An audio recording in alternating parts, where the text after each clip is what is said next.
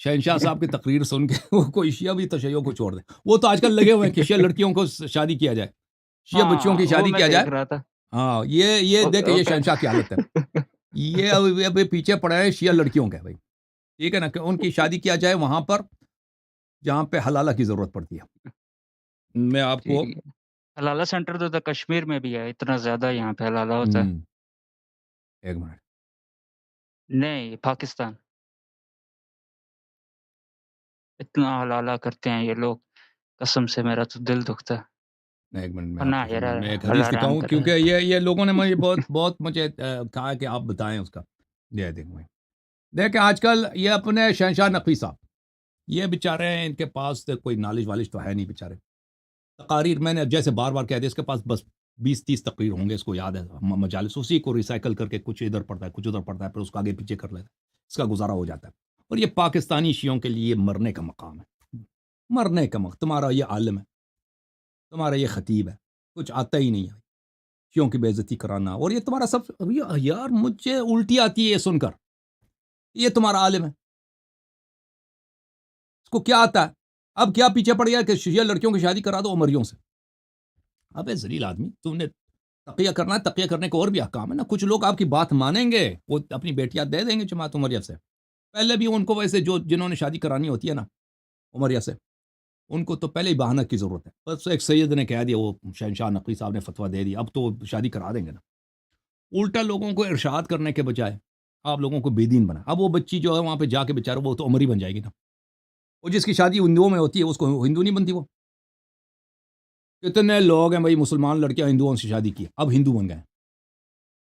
اور جو شیعہ لڑکی وہ جماعت عمریہ کے گھر چلی جائے, وہ شیعہ رہے گی نہیں, وہ عمری بن جائے گی. دیکھیں یہ الفروع من الکافی کلینی صاحب کی کتاب ہے. اور دین کا مالک کون ہے؟ امام جعفر صادق علیہ السلام ہے, رسول صلی اللہ علیہ وآلہ وسلم.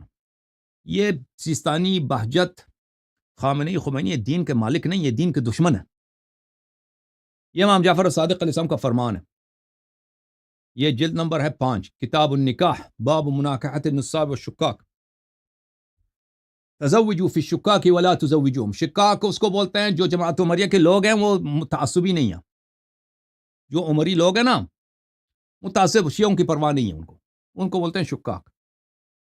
ان سے لڑکی لے لو, ان کے لڑکیوں کے ساتھ شادی کر لو تم, لیکن ان کے اپنی بیٹیوں کو ان سے رشتہ نہیں دینا. لأن المرأة تأخذ من أدب زوجها ويقهرها على دينه. کیونکہ لڑکی جو ہے اپنے شوہر سے سیکھتی ہے, اور شوہر اپنی بیوی کو مجبور کر سکتی ہے کہ دین چینج کرو, مذہب چینج کرو. شادی کے بعد کر سکتا ہے نہیں کر سکتا بھائی؟ کرتے بھی ہیں نہیں کرتے, بالکل کرتے ہیں. تو یہ شہنشاہ نقوی صاحب کو آپ میرا پیغام پہنچا دیں کہ خدا کے لیے کچھ سیکھو, خدا کے وہ لیے. سیاست کے لوگوں لیے کرتے ہیں. ہاں, خدا اتنی بے دینی, اتنی بے غیرتی, تم خدا کا کیا جواب دو گے؟ مرنا نہیں تم نے. تمہارے سب عقائد کفریہ, تمہارے کلام 80% کفریہ. تم ابو بکر, اس زمانے کے ابو بکر عمر کی تم پجاری ہو, یعنی خامنی سیستانی. آج سے تو میں تک گیا بھائی کہ اب شیعوں سے کہتا ہوں, اب شیعوں تم کیسے مسلمان اپنے علماء کو کیوں نہیں لاتے تقلید پر, ولایت فقی پہ مجھ سے مناظرہ کرنا. اور اگر باطل ہے, میں غلط ہوں نا, میں تو ادھر بیٹھا ہوں, آؤ مناظرہ کرتے ہیں تقلید پر, مرجعیت پر, ولایت فقی پر. ان کے اور ایک علماء, بات بولوں, یہ ہمارے پاکستان ہندوستان کی شیعہ اتنے بیوقوف ہیں, میں توہین نہیں کرنا چاہتا, پتہ ہے ان کے علماء کیسے بیوقوف بناتے ہیں. اور یہ بیچارے مان بھی جاتے, کہتے ہیں ایجنٹ ہے جی, ایجنٹ ہے. اور بھائی یہ حدیث جو میں, یہ ایجنٹ ہے, یہ امام جعفر صادق علیہ السلام کی حدیث ہے بھائی, یہ ایجنٹ ہے, یہ کلینی ایجنٹ ہے, ٹھیک ہے نا. میں جو حدیث دکھاتا ہوں یہ ایجنٹوں کی حدیث ہے. اتنے یہ لوگ سادہ ہیں, اتنے لوگ یہ بیچارہ ہیں, اور جیسا قوم ویسے ہی عالم. تو قوم اتنا نکما ہے نا. اگر یہ قوم کوئی دیکھ, علماء قوم کے ساتھ وہی کرتے ہیں جو عوام برداشت کر لیتے ہیں نا. علماء اسی حد تک لوگوں کو بدعت سنائیں گے جب تک جس حد تک لوگ برداشت کرتے ہیں.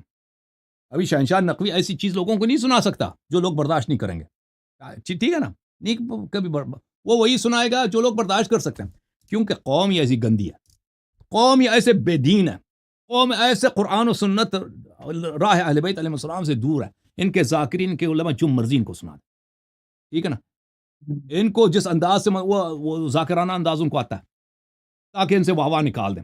یہ ان کو جو مرضی ان کے ساتھ کریں بھائی, ان کا شریعت چینج کریں، ان کو کافر بنا، جو جس انداز سے ان کے ساتھ کرو، کوئی پرواہ نہیں ہے.